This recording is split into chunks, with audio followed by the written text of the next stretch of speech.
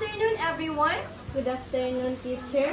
So before we start our discussion for today, can you please all stand for the class prayer? Audrey, can you please lead the prayer? In the name of the Father, and to the Son, and to the Holy Spirit. Amen. Glory be to the Father, and to the Son, and to the Holy Spirit. As it was in the beginning, is now, and ever shall be, world without end. In the Father, the Son, and the Holy Spirit. Amen. So before you take your seat, can you please pick up some dirt below your chairs and you can now take your seat. So how are you today, class? Okay. Yes. Thank you. So who is the absentees for today? None. Okay, that's good. So before we start our discussion, let's have first a energizer. So our energizer is called Listen to My Song. All you have to do is listen, understand, and enjoy the song. I will play the song now.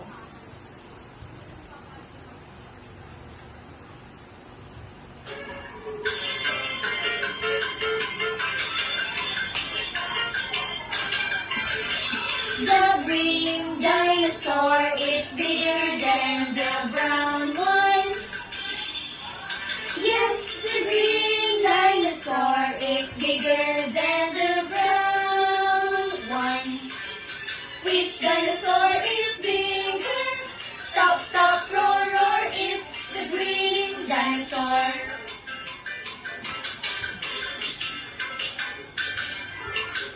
The yellow dinosaur is prettier than the orange one. Yes, the yellow dinosaur is prettier than the orange one. Which dinosaur is prettier? Stop, stop, roar, roar, it's the yellow dinosaur.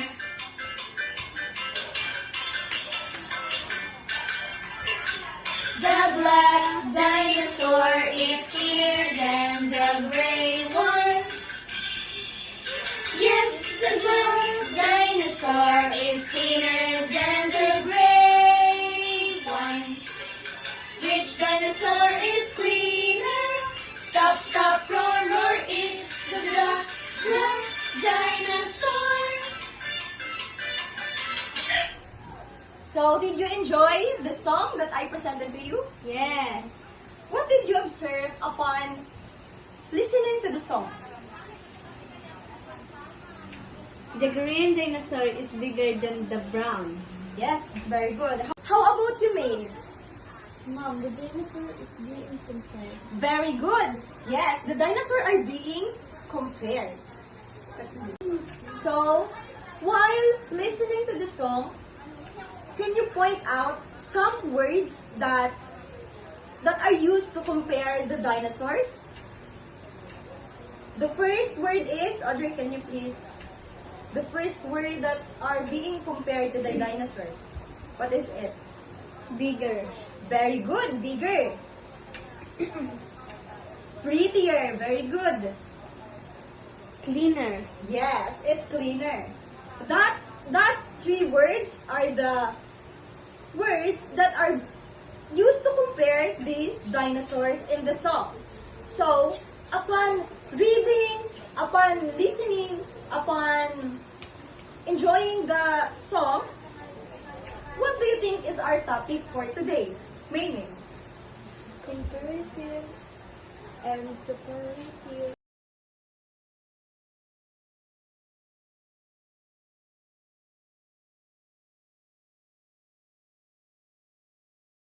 Our topic is comparative and superlative for adjectives and adverbs. So now, let's move forward for the comparative. Comparative is a way to compare two things or entities, indicating that one has a higher degree or level of the quality of being compared.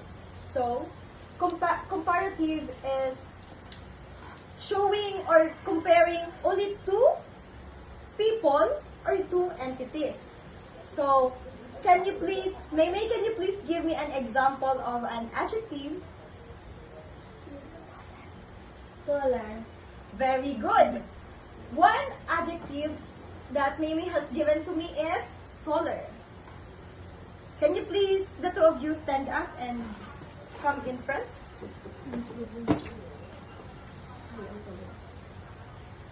Can you please use the adjective and show me that it was a comparative? I am taller, Audrey. Very good. Mei is taller than Audrey. That is one example of a comparative. Thank you very much for cooperating. So our example is taller. As what Mei said, that she is taller than Audrey.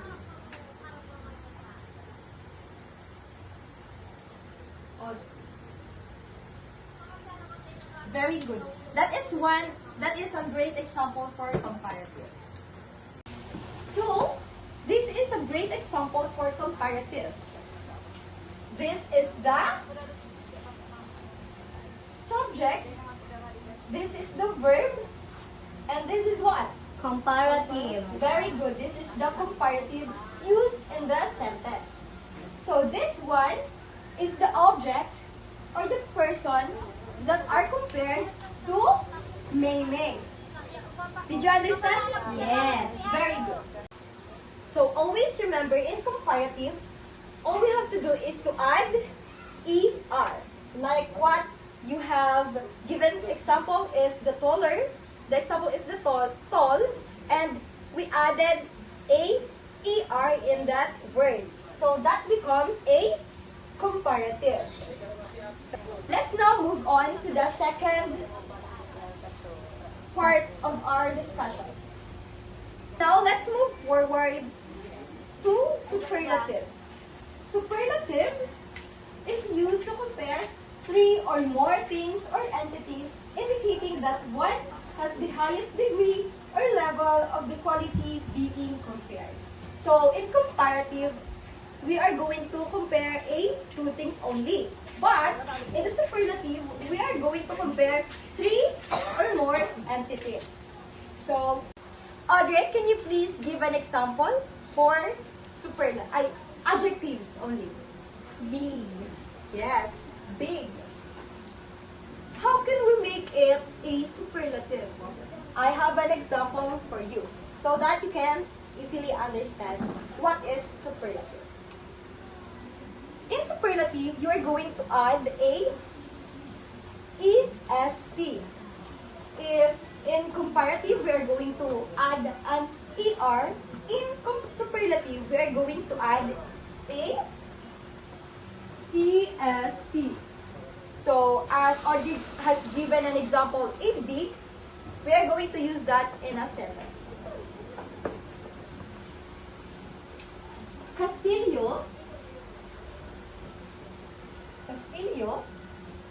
is the biggest. Since it is a superlative, we are going to add a EST. Castillo is the biggest barangay in Cabusao.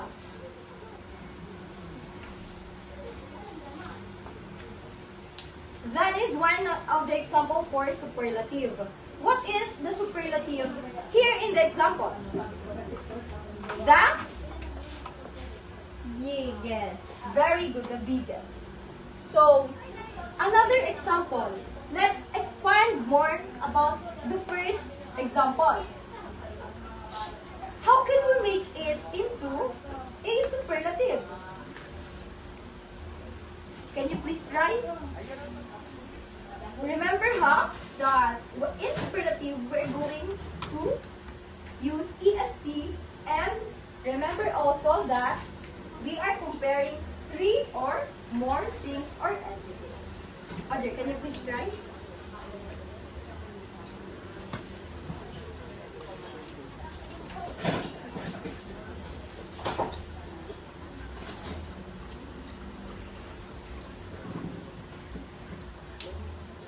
Yes, very good. When we are transforming the comparative word into superlative, this becomes a modest. So, in a sentence, we are going to use May is the tallest in the class. Since we are comparing May to 3 or more things or people. That's why we put May is the tallest in the class. Did you understand? Yes. Very good. One important thing in forming a comparative adjectives and superlative adjectives is knowing the number of a syllable. Come now to the formation rules for the adjectives. Audrey, can you please give an adjective?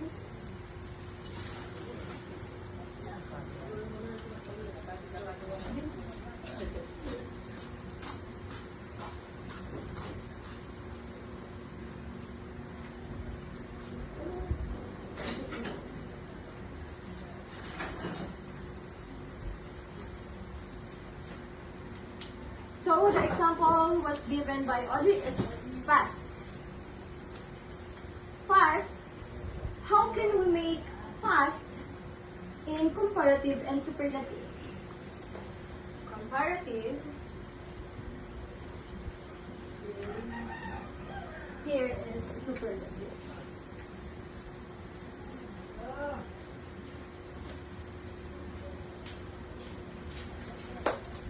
May, can you please write fast when you are going to transform fast in a comparative? Remember that comparative, in comparative, we're going to add a T.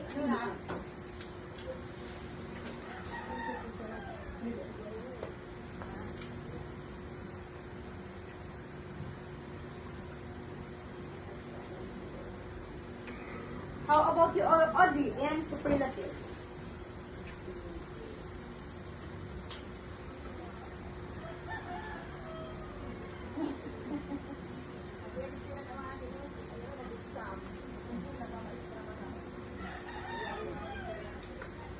Very good. You can now easily identify the comparative and superlative. So, here the fast is only a one syllable. So, for us to easily count the syllable of each word, we are going to use a clapping. So, let's see how many syllables in fast. 1, 2, 3, go. Fast. How many syllables is that? One. Yes, only.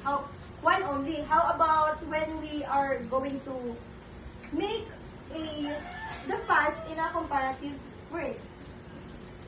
Faster. Let's count. Faster. Okay, that is 2 syllables.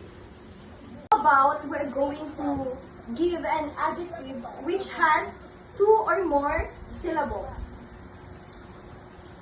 Let's use the word delicious. How many syllables in delicious? Let's count. Ready, set, go. Delicious. How many is that? 3. So, how are we going to do if that is a 3 syllable? Delicious. D.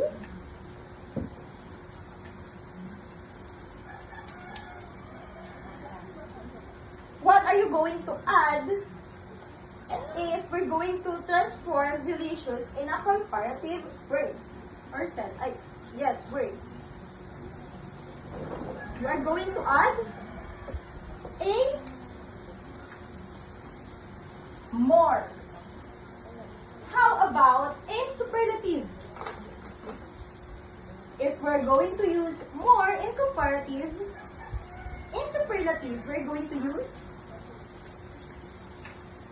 most.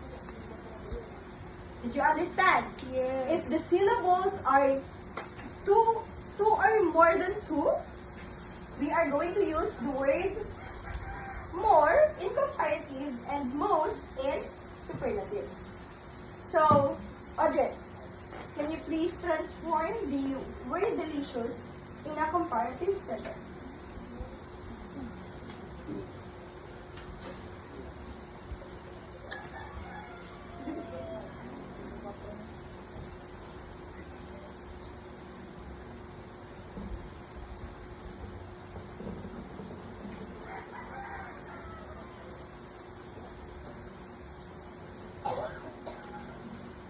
Okay, very good. How about the way and superlative? Delicious. More or less.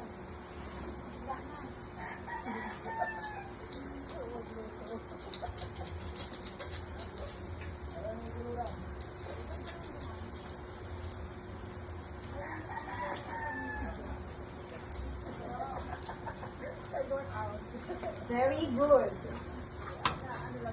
I can see that the two of you is listening. Now, after discussing the formation rules for adjectives, let's move forward to formation rules for adverbs. So, the same as the rules for adjectives, it's also the same for the adverbs. Can you please give, but the difference is, here, we use the word adjectives.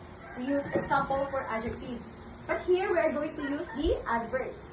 Maymay, can you please give me an example for adverbs? One example for adverb.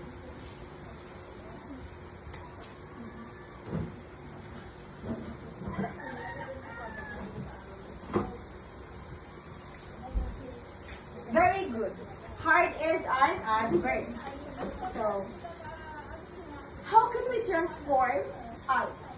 No, before that, how many syllables is there in hard? Can let us now count. 1, 2, 3, go. Hard. That is only One. syllable. One syllable for hard. So now let us now transform the word hard in comparative.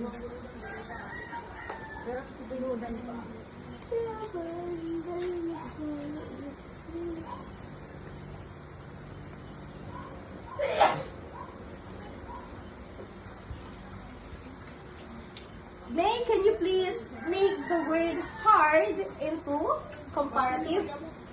Again, in comparative, we are going to add ER if the word has only a one syllable.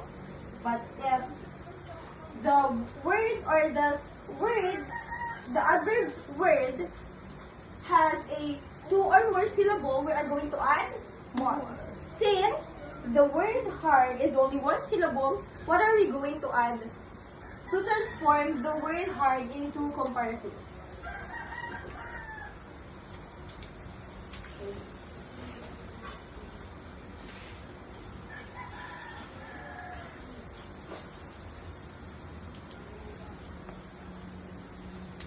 Very good. That is harder. Since it was only 1 syllable. Audrey, can you please transform the word hard into superlative?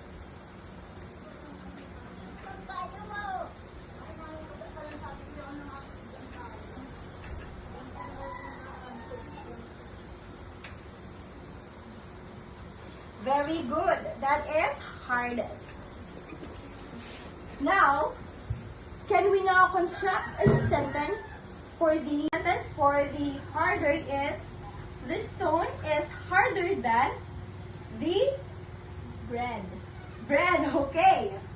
In superlative, the rock or the stone is the hardest among the other stones. That is an example of hard for superlative. Another one. How about we use an adverbs with two or more syllables, but it ends with ly. Can you please think about a word that ends in ly and has a 2 or more syllables?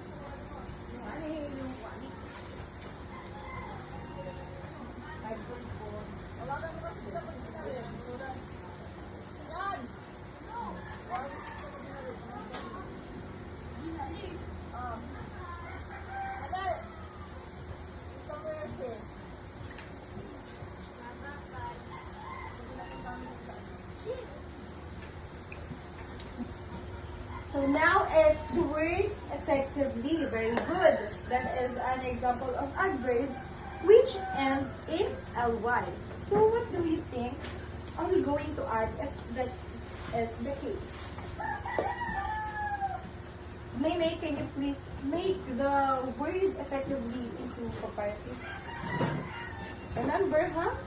It's in comparative when it's 2 or more syllables, we're going to add more. But if it's only 1 syllable, ER only.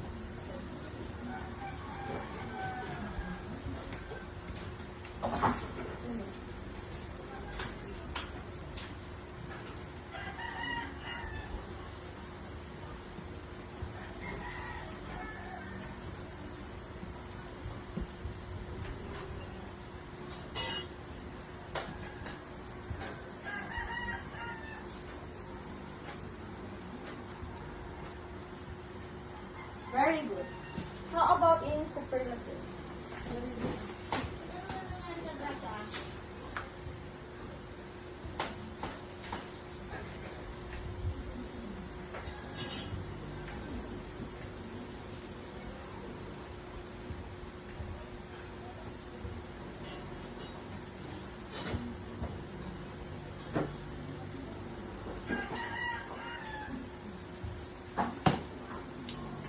Very good.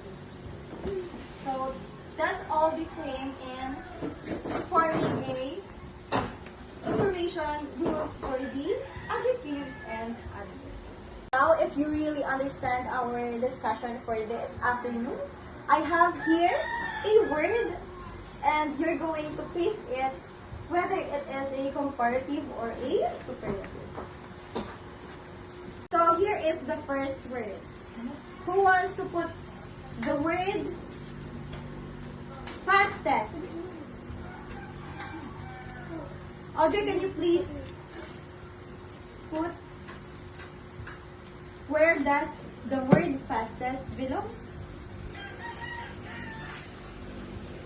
And May is for the faster. Oh, you didn't do comparative or superlative? Fastest. It can be faster.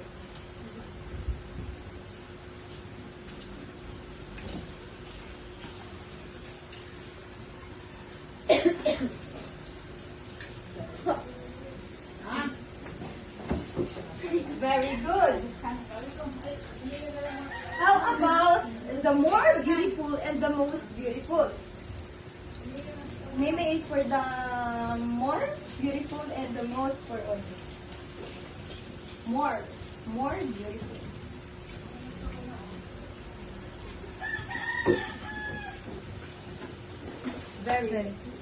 Very good, everyone.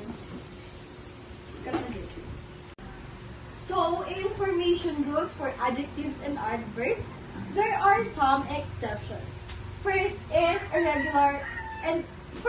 the irregular adjectives. The irregular adjectives are the good, many, little, and late. So when we're going to transform that words into comparative, that becomes the good is for better, the many is for more, the little is for less, and the late is for later. So, in superlative, the good and in comparative better and superlative is best. You're going to transform that into that. And many is more and superlative is most. In little, comparative is less and the superlative is least. And for the late is later, and for the superlative, it's latest or last. So now, let's come now to the exceptions for irregular adverbs.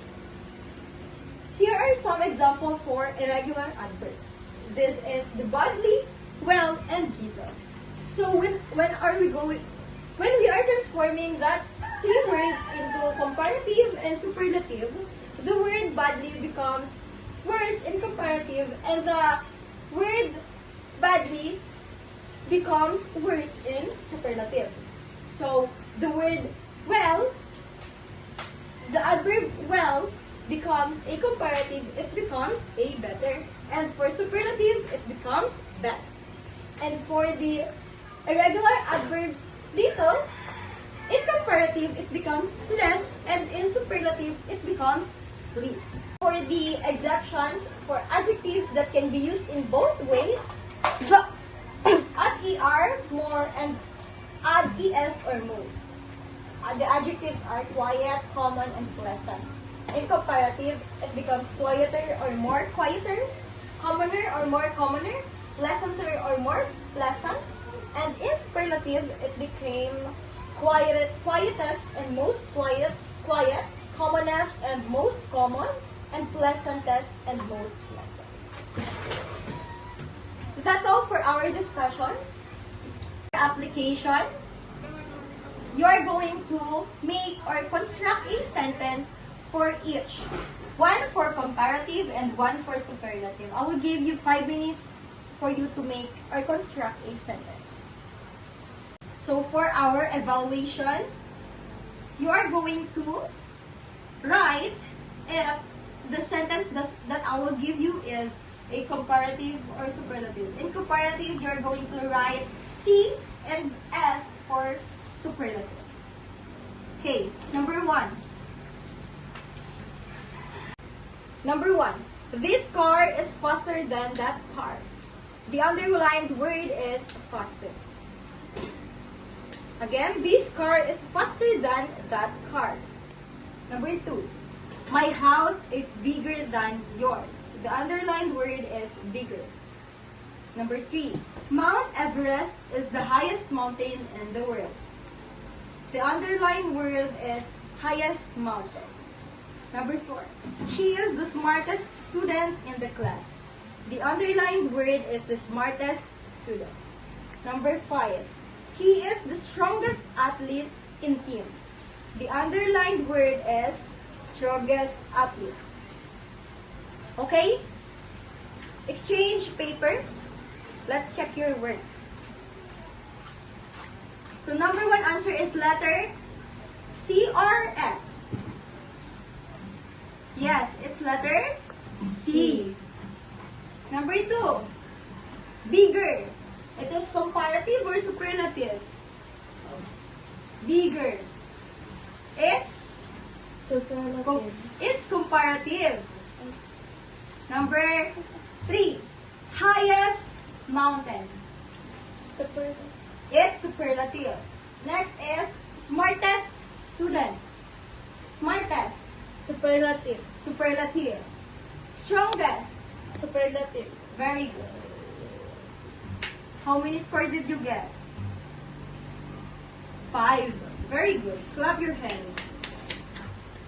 So, for our assignment, write a short paragraph comparing or describing two things using superlatives, incorporating the comparative and superlative forms of adjectives and adverbs. Okay, that's your assignment, and you are going to pass it in our next meeting. So that's all for our discussion. Thank you, class. Thank you, ma'am. Thank you, ma'am. Goodbye. Goodbye.